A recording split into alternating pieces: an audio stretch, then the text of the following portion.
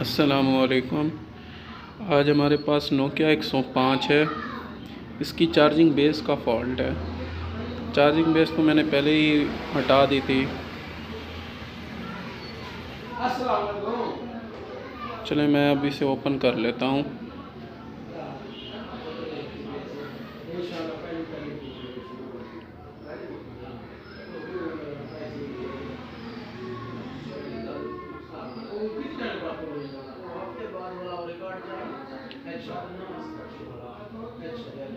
मैंने इसे ओपन कर लिया है। अब मैं इसकी एलसीडी सेव कर लूँ। आप लोगों ने भी बिल्कुल ऐसे ही करना है ताकि बेस लगाते हुए स्ट्रिप डैमेज ना हो। अक्सर हो जाता है, स्ट्रिप डैमेज हो जाती है बेस लगाते हुए।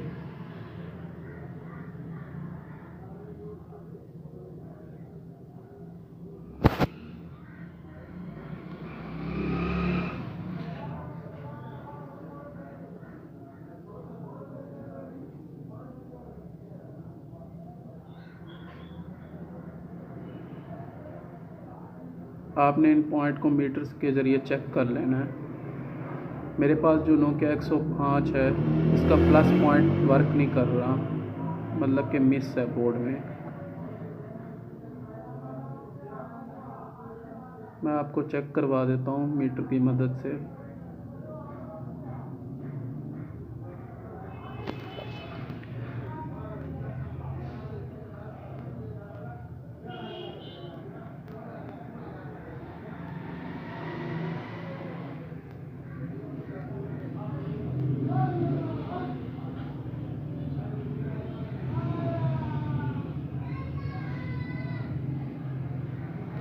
देखें बाकी पॉइंट वर्क कर रहे हैं, लेकिन प्लस का पॉइंट वर्क नहीं कर रहा।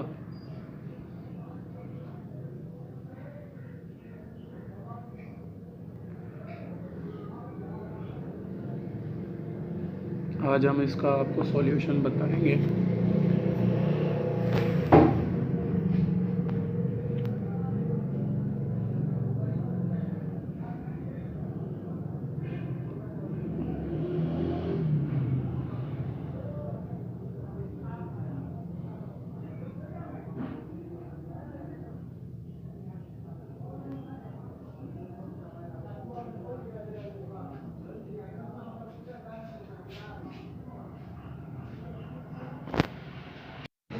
एक बात और, आपने हमेशा ओरिजिनल चार्जिंग बेस यूज़ करनी है, लोकल नहीं यूज़ करनी। लोकल जल्दी ख़राब हो जाती है।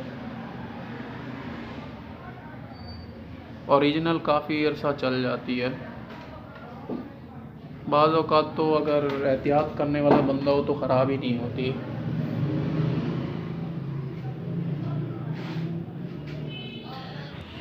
आपने चार्जिंग वाले पॉइंट साफ़ कर लेने हैं और फिर पॉइंट साफ़ करके एक बार कल्ली की मदद से रिसोल्ट करना है।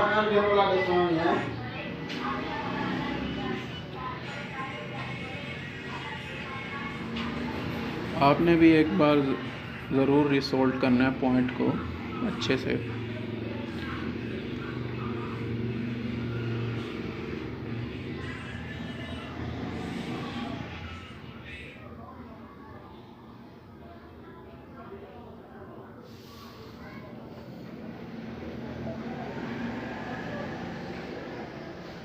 अब मैंने रिसोल्ट कर लिया, एक बार फिर वॉश करता हूँ अच्छे से।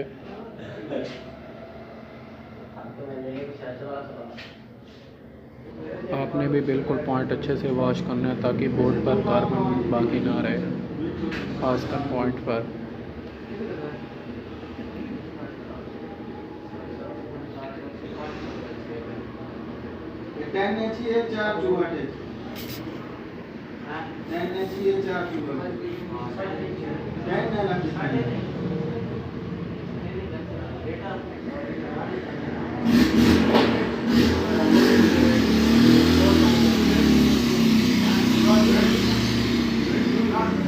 अब चार्जिंग बेस को मैं अपनी जगह पर लगाने लगा हूँ।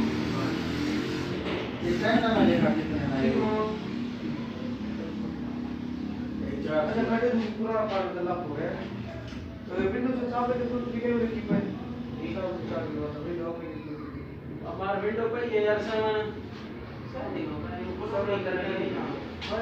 चेक करा मंदा तो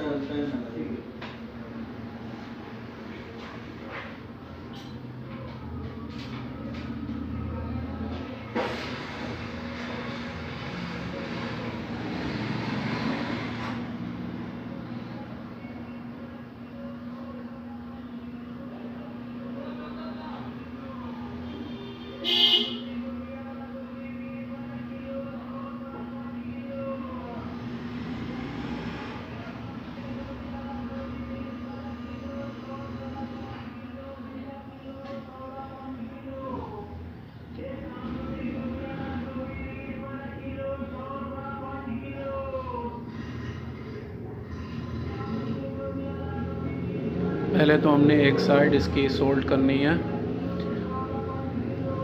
ताकि एक साइड से चिपक जाए तो दूसरी साइड हम इजीली अच्छे से सोल्ड कर लें।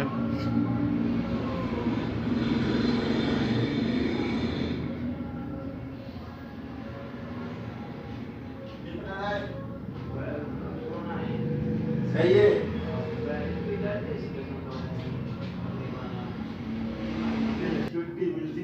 मैंने एक साइड से सोल्ड कर लिया, अब दूसरी साइड को अच्छे से सोल्ड करूँगा। आप लोगों ने भी बिल्कुल ऐसे ही सोल्ड करना है। पहले एक साइड से हल्का सा सोल्ड करके दूसरी साइड अच्छे से सोल्ड करनी है ताकि जो पहली साइड हमने सोल्ड की थी वो हम आराम से फिर सोल्ड कर लें। अब मैं दूसरी साइड सोल्ड करने लगा हूँ।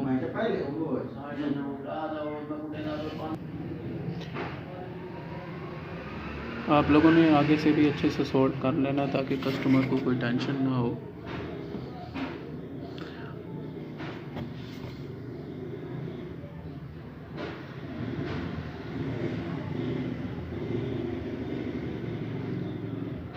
ये जो बेस को चिपकाने वाले पॉइंट होते हैं ये बाज़ औक़ात बोर्ड से भी टच हो जाए तो मसला नहीं होता, मसला पीछे वाले पॉइंट का होता है। पीछे वाले पॉइंटों का आप लोगों ने ख्याल रखना है कि वो एक दूसरे से भी टच ना हो। अगर वो एक दूसरे से टच भी हो जाते हैं तो शॉर्ट वगैरह का मसला होता है।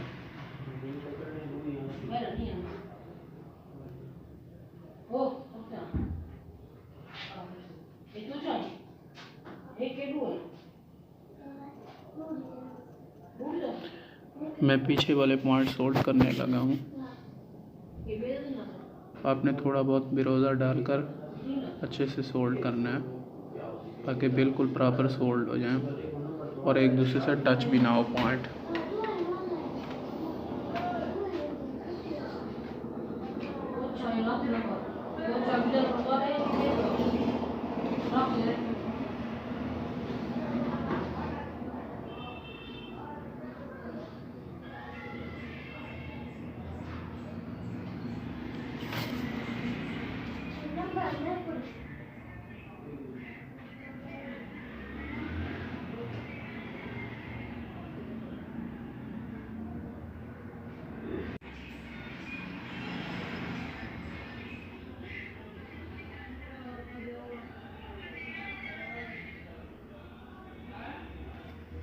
मैंने पॉइंट सोल्ड कर लिए हैं। अब मैं आपको दिखाने लगा हूँ। आपने ये बेस का प्लस पॉइंट से जंपर लेना है और यहाँ पर आकर लगा देना है आपने।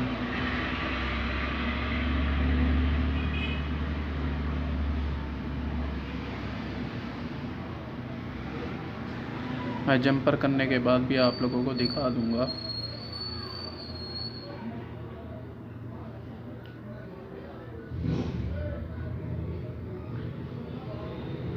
आपने जंपर वायर को साफ़ कर लेना।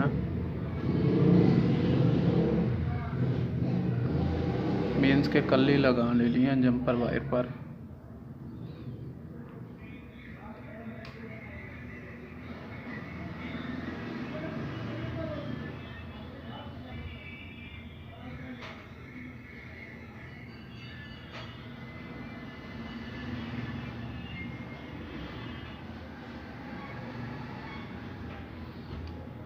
मैं जंपर लगा रहा हूँ। जंपर लगाने के बाद आपको लोगों को ज़रूर दिखाऊंगा।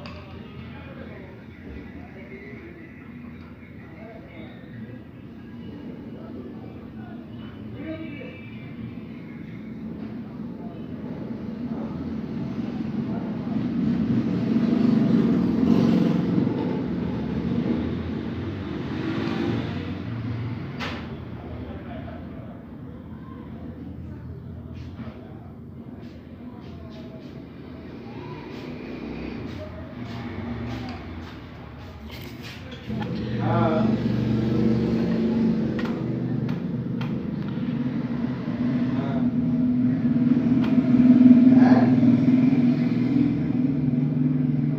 हाँ ना ना मैं तेरे क्यों आ गई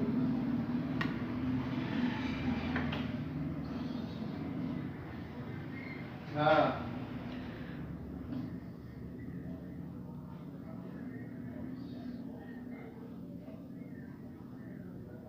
हाँ हाँ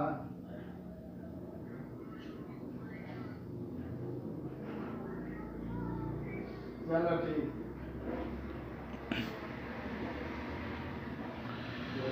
आपने भी बिल्कुल ऐसे ही बकिया जंपर वायर को तोड़ देनी है।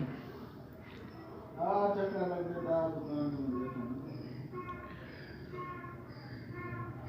मैं चेक करने लगा हूँ चार्जिंग बेस काम कर रही है कि नहीं।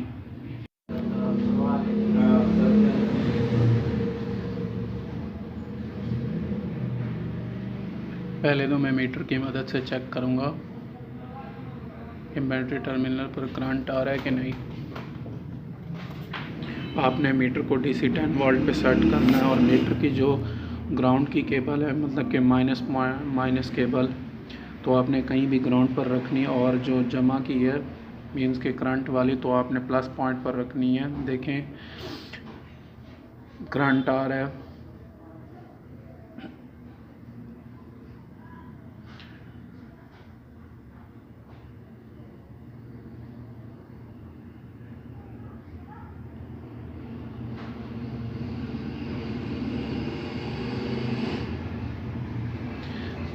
एक बार मैं आपको फिर दिखा रहा हूँ।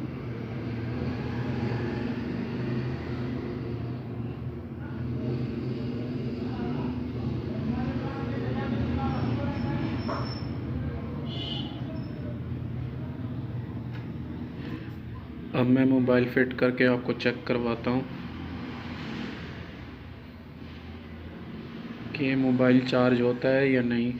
वैसे तो हमने मीटर पर चेक कर लिया, लेकिन अब मैं फिट करने के बाद आपको एक बार फिर चेक करवाता हूँ।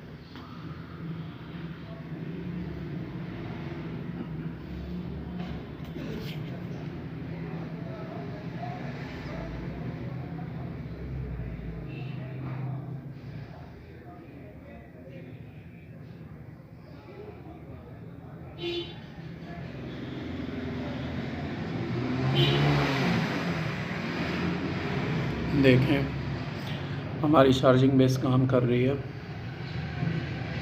और ये मोबाइल चार्ज होना स्टार्ट हो चुका है।